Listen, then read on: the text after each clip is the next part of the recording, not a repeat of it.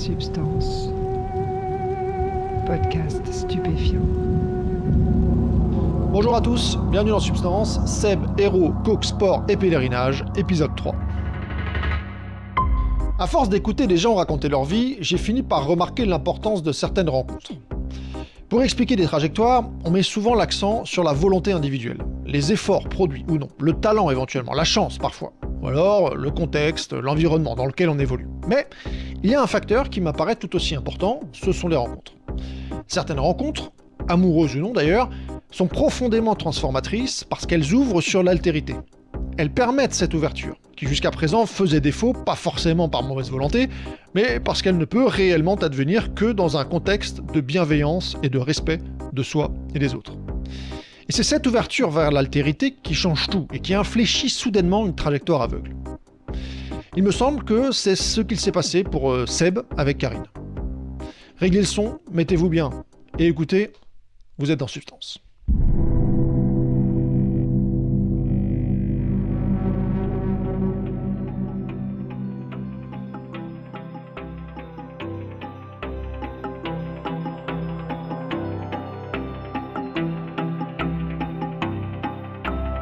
Ce qui est essentiel, c'est qu'en fait, c'est une personne, on va dire, qui a le propos juste.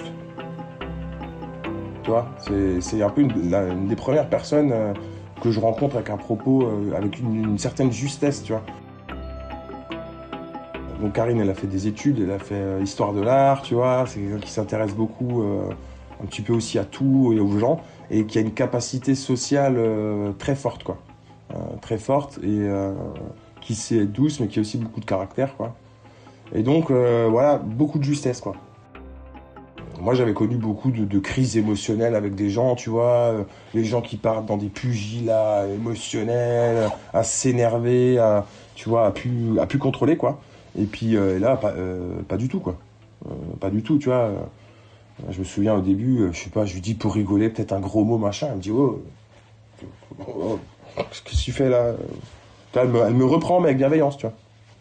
Et comme ça, pendant, je sais pas, elle m'a repris pendant les 3 premières années, je vais dire, elle a refait mon éducation, mais c'était bienveillant, quoi, tu vois, reprendre des mots, des trucs, voilà.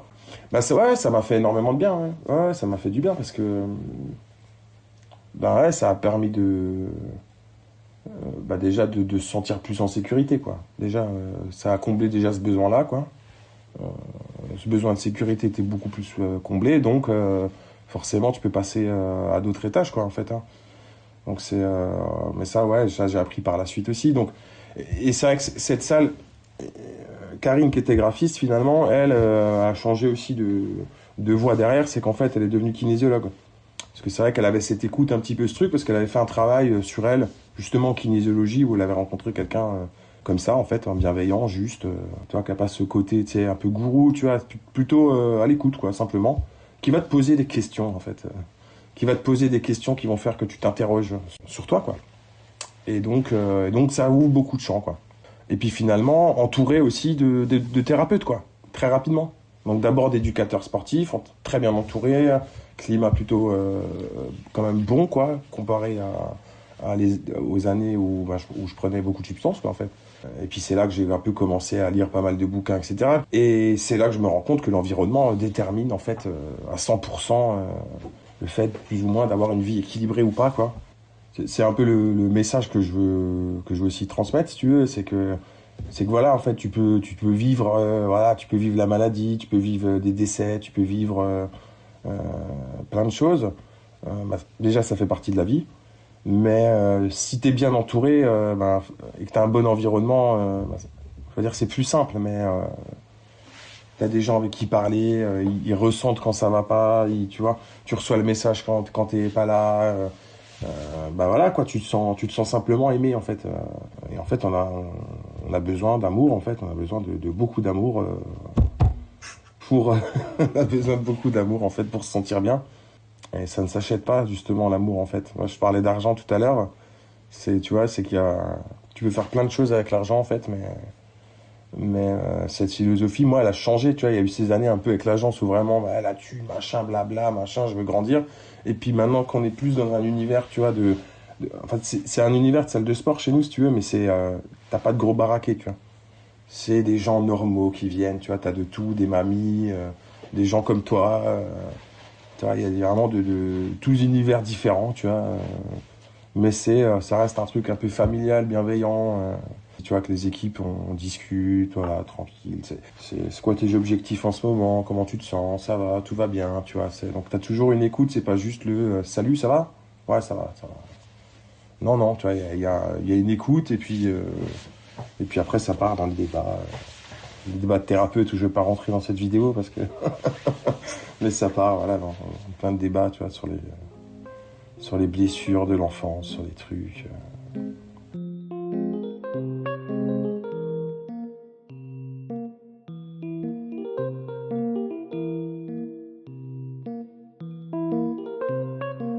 Ben, c'était un ami, c'était une connaissance avec qui j'avais pris des produits, mais je crois que ça avait. Donc moi, je le voyais plus à ce moment-là, en fait. Hein. Je pense que j'avais dû faire quelques soirées avec, donc plutôt connaissance qu'ami, tu vois. Parce que c'est vrai que dans ces années-là, bon, je peux pas dire que c'est des amis et des gens à qui tu prenais des produits, tu passais des soirées comme ça. Ami, il y a une notion de confiance quand même, d'amour inconditionnel. C'est ça, un ami. Mais ouais, j'avais entendu justement, c'était peut-être un an après, qu'il avait fait une dinguerie en bagnole, il avait renversé quelqu'un, une nana avec une poussette. Après, il avait fini en prison, et en prison, il est mort derrière, tu vois.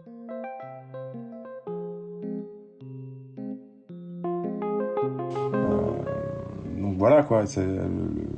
Mais lui, c'était déjà un sauvage. Hein. Lui, il fumait énormément de cocaïne, tu vois. C'était genre, il était bien imbibé, quoi. Il était bien imbibé, mais bon, des comme ça, j'en ai rencontré quelques-uns, quoi. Ça fait des petits chocs émotionnels, en fait. Hein. Ouais, ça te rappelle à la dangerosité, de certains produits, ou plutôt de certaines formes de consommation, en fait. Des consommations frénétiques, si tu veux, quoi. Il y a toujours un danger, mais bon, t'as un danger, tu traverses demain la route, t'as un danger. Hein. Il y a du danger partout. Ça, c'est sûr. Voilà, quand tu consommes, tu rajoutes un petit danger, mais quand ça devient frénétique, Et c'est le cas avec ce genre de drogue. Le mec, il fumait de la cocaïne, donc ultra addictif. Donc je pense que je pense qu'il a vrillé, quoi. Bah, en fait, je pense que tu te débarrasses jamais de. L'addiction, c'est aussi. Enfin, ma forme à moi d'addiction, c'est aussi être accro simplement à la dopamine, tu vois. Être accro à la récompense. Mais ça, je le sais par rapport à tout un travail que j'ai effectué, quoi. En fait, j'en suis là. C'est qu'aujourd'hui, la récompense, elle se mérite. Il faut qu'elle se mérite, tu vois. Même si c'est fumer un joint, ça se mérite. C'est pas. Tu le fais, mais parce que tu fais du sport, et parce qu'il y a quelque chose, qu'il y a de la difficulté. Mais si tu le fais sans rien, le problème, c'est que t'es foutu, en fait. Il faut de l'action, en fait. T'es obligé de mettre de l'action dedans, parce que sinon, t'es déréglé. Tu peux pas avoir que de la récompense dans ta journée, quoi. T'ouvres ton frigo, récompense, tu manges. Netflix, tu récompenses. Et c'est vrai que je pense que c'est un dosage, en fait, un petit peu de ça, qui fait que ça crée une structure. Après, on n'a pas encore parlé de ça, mais au-delà du fait, tu vois, d'avoir fait ce diplôme d'éducateur sportif, d'avoir fait des formations un petit peu aussi pour travailler sur moi, hein, finalement. Hein, mais la marche, voilà, tout ça pour arriver aussi à la marche, parce que la marche et le pèlerinage, ça a été aussi une grosse étape de ces 10 années-là, qui viennent de passer. Ça a commencé d'abord par un petit défi en montagne, tu vois. C'est retourné sur des bases, en fait, que je connaissais, quoi, si tu veux. On partait, quand j'étais petit, dans les Alpes avec mes parents. J'ai eu cette chance que partais marcher quand j'étais gosse, tu vois. Et puis finalement, tu vois, tu reviens à. Donc, tu vois, je parle de schéma. Je parlais avant de schémas familiaux, mais ils sont pas tous bons à détruire, quoi. Il y en a des très bons, quoi. Il y en a des très bons, quoi. Tes parents font du sport, bah oui. Le sport, c'est bien pour toi, quoi. Ça a un but. Et donc, repartir marcher à la montagne, des défis, mais plus sous forme de défis, quoi. Sportifs.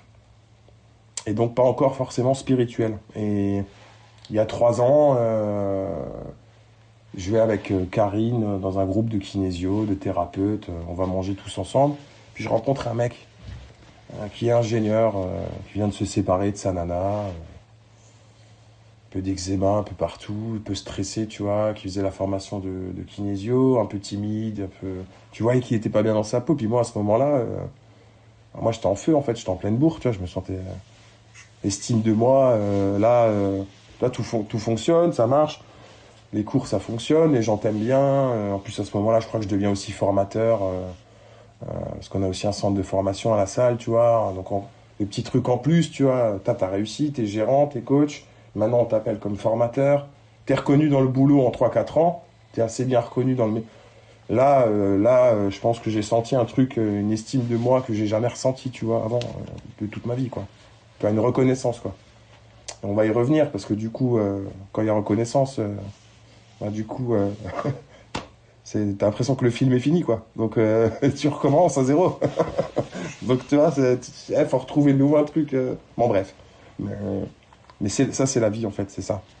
C'est arriver à un projet, décompenser ce projet, l'accepter, et puis repartir sur autre chose et digérer, tu vois. Et voilà, et là, je me dis, il me dit, je pars à Compostelle, il me dit l'ingénieur.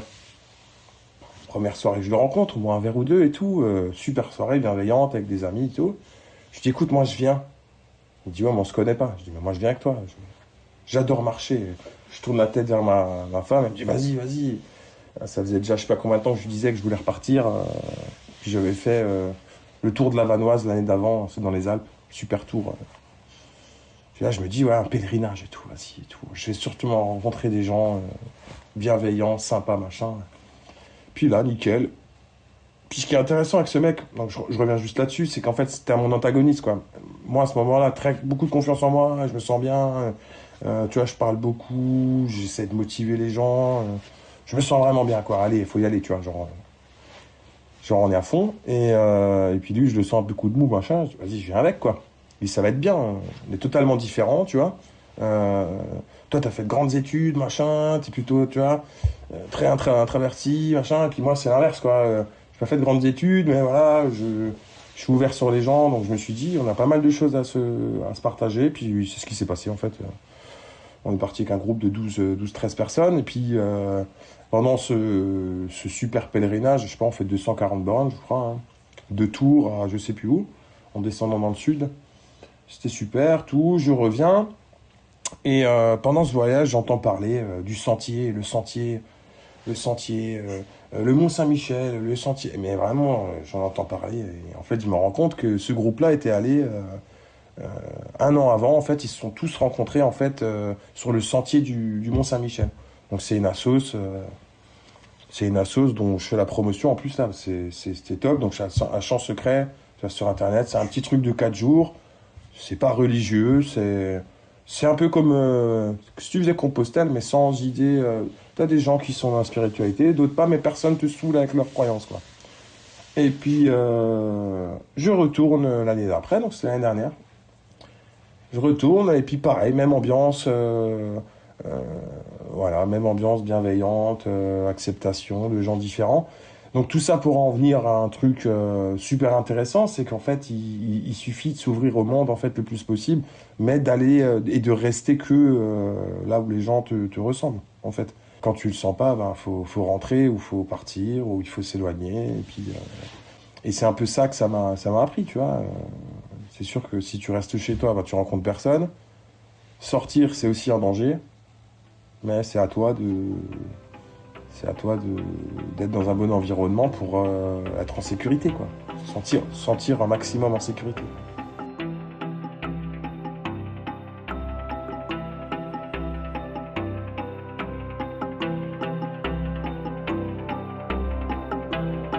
Je dirais peut-être 3 ou 4 points comme ça, mais le premier déjà, on va dire par rapport aux personnes avec qui tu pars, tu vois. Donc là, c'était que avec des groupes. La première fois, on était 12. La deuxième, l'année dernière, on était 40, hein, je crois 38.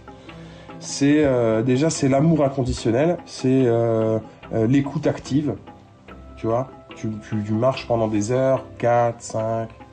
Avec certains, tu peux avoir une écoute active comme ça pendant 4 heures, quoi. Et t'apprends aussi à écouter, quoi. T'apprends à écouter et t'apprends à même parler de toi différemment aussi, tu vois.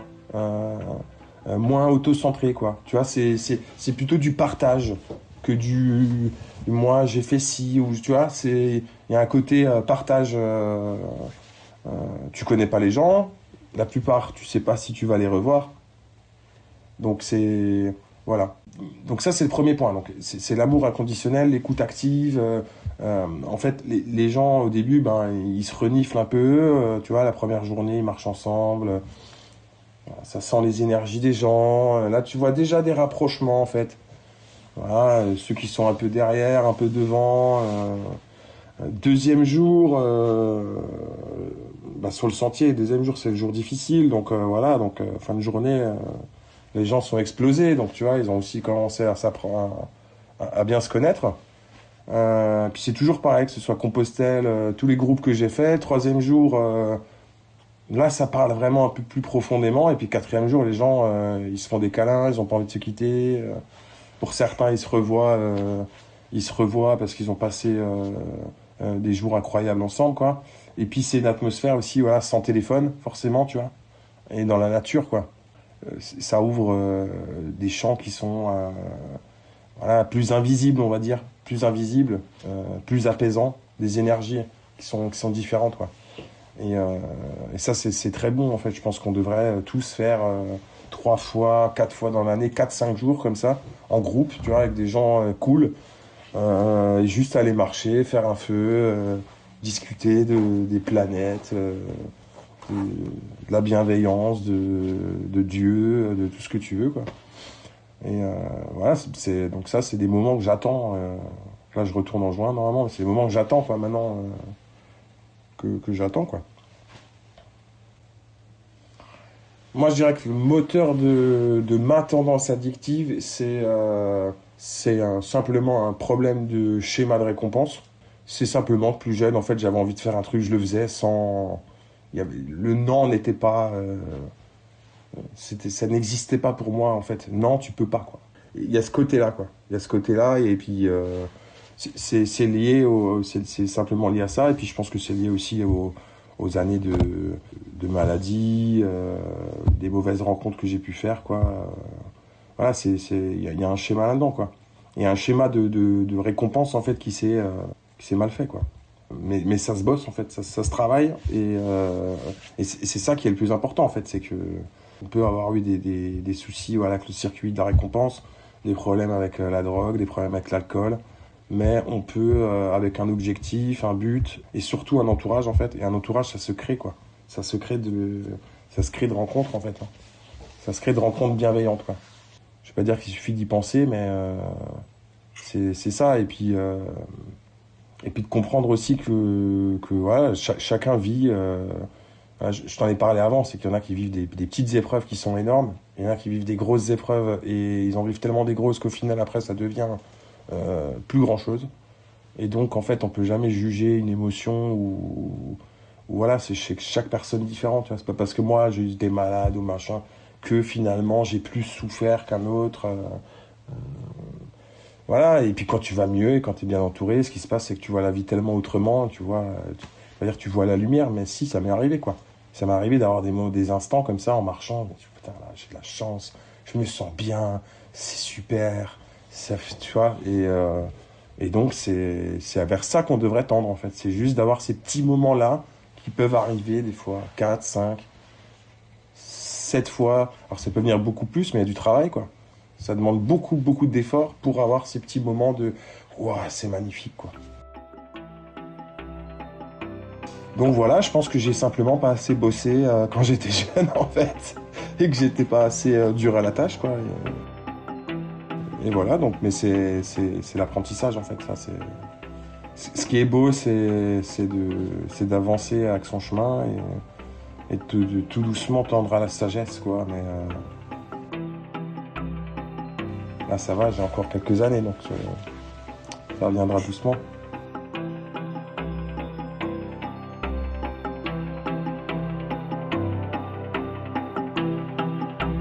C'est la fin du récit de Seb, merci beaucoup à lui d'avoir accepté de témoigner. On notera que ses difficultés avec l'addiction se sont régulées à partir du moment où il a trouvé une activité professionnelle qui le stimule, des responsabilités qu'il endosse au lieu de fuir, et une personne bienveillante à ses côtés. Avant de partir, un petit rappel, vous avez la possibilité de soutenir le podcast financièrement. Pour ça, il vous suffit de vous rendre sur la page Tipeee, dont le lien est en description. Un grand merci à ceux qui le font, ça m'aide vraiment. Sans cela, j'aurais pas la possibilité de prendre le temps pour faire le podcast. Dans le prochain épisode, on change de témoin. D'ici là, portez-vous bien.